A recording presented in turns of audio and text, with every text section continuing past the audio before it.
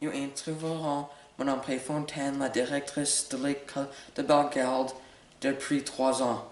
C'est la troisième fois qu'elle est la directrice de l'école.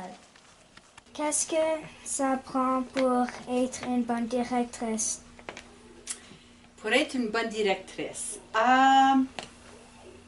je crois être une bonne directrice, c'est d'avoir beaucoup d'expérience à enseigner à tous les niveaux pendant plusieurs années, parce que je me base beaucoup sur qu'est-ce qui s'est passé dans le passé pour faire mes décisions. Et ça prend beaucoup de patience.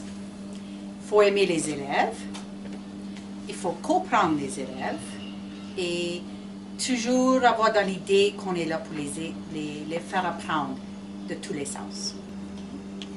Qu'est-ce qu'il faut pour avoir une bonne école francophone?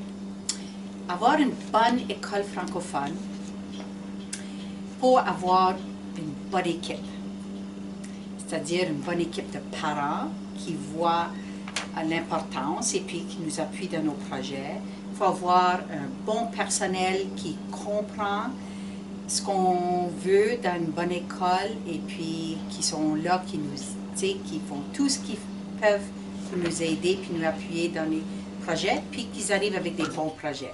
Et les élèves qui participent à nos projets. Est-ce que c'est difficile de trouver des enseignants francophones? Bien, il existe beaucoup d'enseignants francophones. Mais eux autres, quand on les passe en entrevue, quand on a besoin de nouveaux enseignants, ils trouvent que Bellegarde, c'est à l'autre bout du monde. Et là, ils regardent ça sur Google Maps, puis ils disent « Ah non, je ne veux pas aller là, je veux aller proche d'une ville. » Alors, on a une excellente équipe d'enseignants cette année. Et puis, on peut voir qu'on avance très bien avec une bonne équipe. Pourquoi voulais-tu être une directrice? Pourquoi je voulais être une directrice? Bien, ça fait quand même plusieurs années que j'enseigne. Quand je suis devenue la directrice pour la troisième fois, ça faisait 33 ans que j'enseignais. Alors, je trouvais que j'avais quand même beaucoup d'expérience comme directrice, puis comme enseignante, puis comme personne de la communauté pour, j'espérais, faire une différence. Est-ce que tu aimes être une directrice et pourquoi? Oui, j'aime ça être une directrice parce que c'est frustrant quand tu n'as pas le pouvoir de faire avancer des projets, comme justement enlever le vieux terrain de tennis. Ça fait des années que je regarde ça, que je veux l'enlever. Et puis là, j'ai le pouvoir et j'ai l'opportunité de faire des arrangements pour que ça se fasse. Alors, je trouve que c'est ça. Si on veut, disons, une imprimante 3D, ben, j'ai les connaissances pour savoir comment en avoir. Alors, juste des choses comme ça. Alors, je trouve que l'expérience, vu que j'ai beaucoup d'expérience, j'aime ça parce que je sais comment faire. C'est quoi le travail d'une directrice? J'ai une grosse liste ici. Un travail de la directrice, c'est de s'occuper de tout ce que vous voyez dans une école et tout ce qui a à faire avec l'école. Alors, si vous voyez des fenêtres cassées, c'est moi qui dois s'assurer que les fenêtres se fassent réparer. Si vous voyez qu'il y a une enseignante qui manque, ben, c'est à moi de voir est-ce qu'on trouve un enseignant. Tout ce que vous voyez dans l'école, je dois m'occuper de ça, du budget, système de chauffage, toutes les politiques et les lois, la discipline, les conducteurs d'autobus, la concierge, les étudiants, les livres, tout ce que vous voyez, je dois gérer ça. Je dois être en charge de ça. Alors, c'est beaucoup de choses. Est-ce que c'est difficile d'être une directrice dans une petite école francophone? Oui, oui, c'est difficile, c'est pas facile. Juste parce que il y a beaucoup de personnes qui comprennent pas, ils comprennent pas ce que c'est une petite école francophone, premièrement. Et deuxièmement, tout le monde pense, il n'y a pas beaucoup d'élèves, mais moi je dis, on devrait célébrer ça parce que là, on peut faire des choses vraiment intéressantes parce qu'on est des petits nombres. Alors, moi, je vois ça comme un grand avantage. Peux-tu nous parler des projets actuels de l'école? Bien, on est en train de s'assurer qu'il y a un bon programme d'athlétisme. Alors, on est en train de concentrer sur une piste d'athlétisme, d'acheter plus d'équipements qui sont plus à jour. Pour l'athlétisme, on est en train de travailler un projet de technologie avec la salle d'innovation. Alors, ça, c'est tout nouveau, puis c'est vraiment unique à notre école.